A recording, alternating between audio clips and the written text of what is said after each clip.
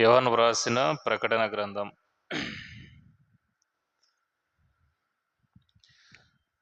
1వ అధ్యాయము 1వ వచనం.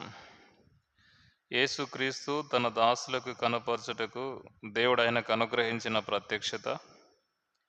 ఈ సంగతులు త్వరలో సంభవింపనయున్నవి. ఆయన తన దూత ద్వారా వర్తమానం పంపి తన దాసుడైన యోహానుకు వాటిని సూచించెను. ప్రేమగల తండ్రి, దయగల ప్రభువా, నీకు స్తుతులు, వందనాలు, స్తోత్రాలు. ఈ వాక్యం ద్వారా నాతో మొదం మాట్లాడుము దేవా. ఈ మాటలు ఓ ప్రభా, చదువువాడు, వినువాడు, గాయకొనివాడు ధన్యుడు అన్నారు. ఆ రకంగా మాట విన్న వారందరినీ మీరు ఆశీర్వాదకరంగా మార్చి మహిమ పొందు. కృప చూపించు, మరుగుపరచు. నిర్గమ 4:12 ప్రకారంగా మీరే మాట్లాడి మహిమ పొందు. కృపను కోర్చు. రక్షకుడైన యేసయ్య నామములో స్తుతించి ప్రార్థించి సమర్పించి వేడుచున్నాం తండ్రి, ఆమెన్.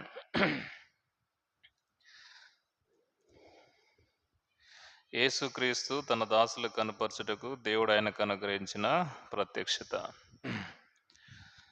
యేసుక్రీస్తు తన దాసులకు కనపరచుటకు దేవుడు ఆయనకు అనుగ్రహించిన ప్రత్యక్షత. ఈ ప్రత్యక్షత తండ్రి అయిన దేవుడు కుమారుడైనటువంటి యేసుక్రీస్తు ప్రభుల వారికి ప్రత్యక్షత ఇస్తూ వచ్చాడు. బైబిల్లో తండ్రి, కుమార, పరిశుద్ధాత్మ దేవుడు, త్రియేక దేవుణ్ణి మనం చూస్తాం. ఆదికాండం 1వ అధ్యాయంలో 26-28 వచనాల్లో మన పోలికలో మన స్వరూపమందు నరులను చేయుదము. మన అనే పదము బహువచనం. తర్వాత మత్తయి సువార్త 3వ అధ్యాయంలో యేసుక్రీస్తు ప్రభువారు యోర్దాన్ నదిలో బాప్తిస్మం తీసుకున్నప్పుడు పరిశుద్ధాత్మ పావురం వలె దిగి రావటము, ఆకాశము తెరవబడి ఈయన నా ప్రియ కుమారుడు, ఈయనందు నేను ఆనందించుచున్న మాట వింటాం. అక్కడ తండ్రి అయిన దేవుడు, కుమారుడైన దేవుడు, పరిశుద్ధాత్మ దేవుణ్ణి మనం చూస్తాం. సరే, ఈ యోహాను భక్తుడు ఏ పరిస్థితిలో ఈ ప్రత్యక్షత పొందుతూ వచ్చాడు అని అంటే, తాను నిండు వృద్ధాపంలో ఉన్నాడు. సంఘము హింసించబడతా ఉంది, చెదరగొట్టబడతా ఉంది. సంఘములో అనేక మంది హతసాక్షులు అవుతా ఉన్నారు, చెదిరిపోతా ఉన్నారు. ఇలాంటి పరిస్థితిలో ఈ ప్రత్యక్షత యోహాను భక్తునికి దేవుడిస్తూ వచ్చాడు. ఆ రోజుల్లో రోమా చక్రవర్తి అయినటువంటి డొమిషియన్ అయినటువంటి చక్రవర్తి సంఘాన్ని హింసించేవాడుగా ఉంటా ఉన్నాడు. ఈ డొమిషియన్ అనేటువంటి చక్రవర్తి యోహాను భక్తుడిని, యేసుక్రీస్తు ప్రభువారి శిష్యుడిని, అపొస్తలుని పద్మాసు ద్వీపములో చెరగా వేస్తూ వచ్చాడు. టర్కీ దేశానికి సుమారు ఒక 75 కిలోమీటర్ల దూరంలో మధ్యధర సముద్రంలో ఒక ద్వీపం అంటే చుట్టూ వాటర్ ఉండి మధ్యలో ఉన్న భూమిని ద్వీపము అంటారు. ఆ ద్వీపములో యోహాను భక్తుడు ఉంటూ వచ్చాడు. ఎందుకు అనంటే, ప్రకటన గ్రంథం 1వ అధ్యాయం 9వ వచనంలో తను సాక్ష్యం ఇస్తూ వచ్చాడు. దేవుని వాక్యము కొరకు, సాక్ష్యము కొరకు పద్మాసు ద్వీపమందు నేను పరవశుడయ్యాను అన్నమాట మనం చూస్తాం. దేవుని వాక్యం ప్రకటించొద్దని, యేసు ప్రభుని గురించి సాక్ష్యం నువ్వు చెప్పొద్దని ఆ రకంగా అతను హింసించబడి ఆ స్థలంలో వేయబడుతూ వచ్చాడు. అయితే 10వ వచనంలో రాయబడుతూ వచ్చింది ప్రభు దినం అంటే ఆదివారం నాడు కూర్చో ఆదివారం నాడు ఆత్మవశుడై ఈ ప్రత్యక్షతను పొందినట్లుగా మనం చూస్తాం. 1వ అధ్యాయం 1వ వచనంలో యేసుక్రీస్తు తన దాసులకు కనపరచుటకు దేవుడు ఆయనకు అనుగ్రహించిన ప్రత్యక్షత. కాబట్టి ఈ ప్రత్యక్షత తండ్రి అయిన దేవుడు యేసుక్రీస్తు ప్రభువారికి ఇస్తూ వచ్చాడు. యేసుక్రీస్తు ప్రభువారు తన దూత ద్వారా తన దాసుడైనటువంటి యోహానుకు ఈ ప్రత్యక్షత ఇస్తూ వచ్చాడు.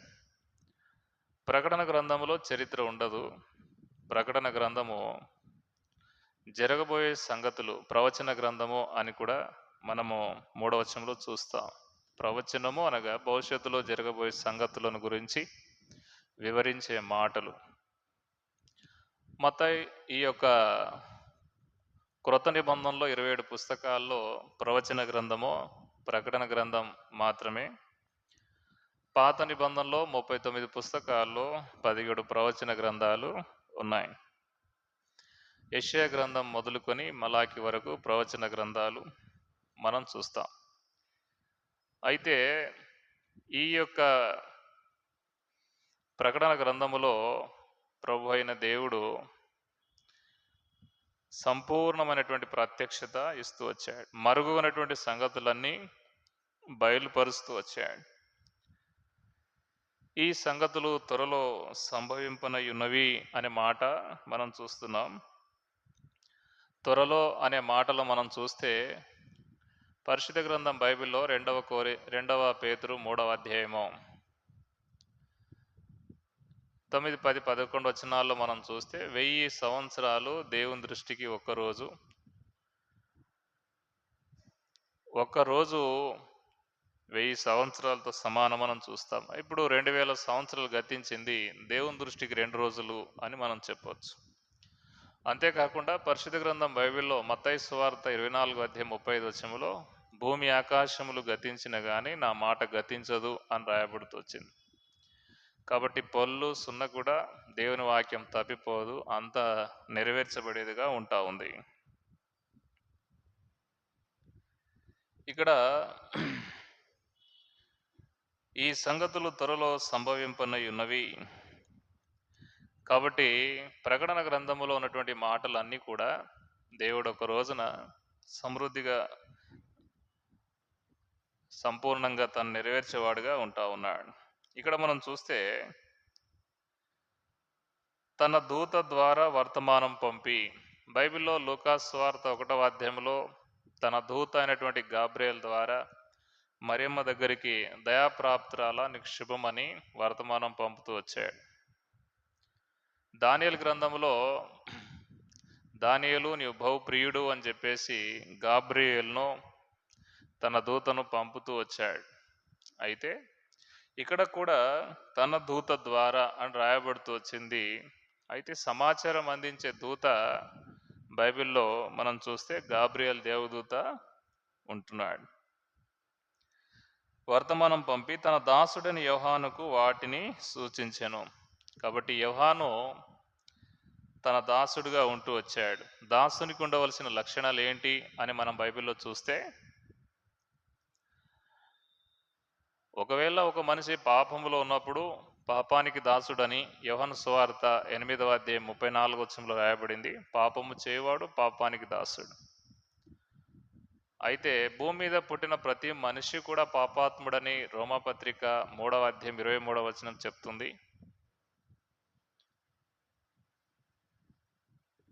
అయితే ప్రభుకు స్తోత్రము, యేసుక్రీస్తు ప్రభువారు పాపానికి దాసులుగా ఉన్నటువంటి మానవులందరినీ తన దాసులుగా చేయటానికి ఆయన శిలువలో ప్రాణం పెట్టాడు. పరిశుద్ధ గ్రంథం బైబిల్లో రోమాపత్రిక 6వ అధ్యాయం 22వ వచనంలో అక్కడ రాయబడుతూ వచ్చింది, పాపము నుండి ఆయన విడిపించి తన దాసులుగా మారుస్తూ వచ్చాడని. అంటే పాపములో ఉన్నటువంటి మానవుడిని ఆ పాపానికి రావాల్సిన శిక్ష యేసుక్రీస్తు ప్రభువారు భరించి పాపము నుంచి విడిపించి తన దాసులుగా మారుస్తూ వచ్చాడు. రోమాపత్రిక 6వ అధ్యాయం 22వ వచనము, రోమాపత్రిక 8వ అధ్యాయం 1వ వచనములో మనం చూస్తే ప్రభు అయిన యేసే ఆ శిక్షను భరించి మనలను విడిపిస్తూ వచ్చాడు. కనుక యేసుక్రీస్తు ప్రభువారు పాపము నుంచి విడిపిస్తూ పరిశుద్ధ గ్రంథం బైబిల్లో 1 కొరింథీ 6వ అధ్యాయం చివరి వచనంలో మనం చూస్తే మీరు మీ సొత్తు కారు, మీరు విలువ పెట్టి కొనబడిన వారు అని బైబిల్లో మనం చూస్తాం. సరే, ఇక్కడ మనం చూసినట్లయితే యేసుక్రీస్తు ప్రభువారు తన దాసులుగా చేసుకున్నాడు. అయితే దాసులైనటువంటి వారు ఎలాగ ఉండాలా? కొలస్సీలు రాసిన పత్రిక 3వ అధ్యాయం 24 వచనములో ఆ మాట చూస్తాం. కొలస్సీలు రాసిన పత్రిక 3వ అధ్యాయము 24 వచనం. ప్రభు వలన స్వాస్థ్యమును ప్రతిఫలముగా పొందుదుమని ఎరుగుదురు గనక మీరేమి చేసినను అది మనుషుల నిమిత్తము కాక ప్రభువు నిమిత్తమని మనస్ఫూర్తిగా చేయడి. మీరు ప్రభు అయిన క్రీస్తునకు దాసులై ఉన్నారు. ఏం చేసినా మనస్ఫూర్తిగా చేయండి, మీరు ప్రభువుకు దాసులై ఉన్నారు. తీతు రాసిన పత్రిక 2వ అధ్యాయంలో 9-10 వచనాల్లో మనం చూడొచ్చు. ఈ రీతిగా రాయబడుతూ వచ్చింది. తీతు రాసిన పత్రిక 2వ అధ్యాయం 9-10 వచనాలు. దాసులైన వారు అన్ని విషయముల యందు మన రక్షకుడగు దేవుని ఉపదేశమును అలంకరించినట్లు తమ యజమానులకు ఎదురుమాట చెప్పక ఏమీ అపహరింపక సంపూర్ణమైన మంచి నమ్మకమును కనపరచుచు అన్ని కార్యముల యందు వారిని సంతోషపెట్టుచు వారికి లోబడి ఉండవాలని వారిని హెచ్చరించుము. దాసులైనటువంటి వారు ఎదురుమాట చెప్పకుండా నమ్మకస్తులుగా యజమాని సంతోషపెట్టే వారిగా లోబడి వారిగా ఉండాలని మాట చూస్తాం. అలాగే లూకా సువార్త 17వ అధ్యాయము 7-10 వచనాలు మనం చూస్తే అన్ని చేసిన తర్వాత నిష్ప్రయోజకమైన దాసులం. ఎందుకు అనంటే యేసుక్రీస్తు ప్రభువారు తన ప్రాణం ధారపోసి మనలను తన దాసులుగా చేసుకుంటూ వచ్చాడు.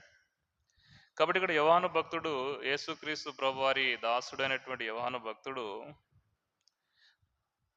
ఆయనకు ఈ రకంగా సంబోధించడం జరిగింది. తన దాసుడైన యోహానుకు వాటిని సూచించెను. మత్తయి సువార్త 5వ అధ్యాయం 1వ వచనంలో మనం చూడొచ్చు. శిష్యులైనటువంటి వారు యేసు ప్రభుకు సమీపంగా ఉంటూ వచ్చారు.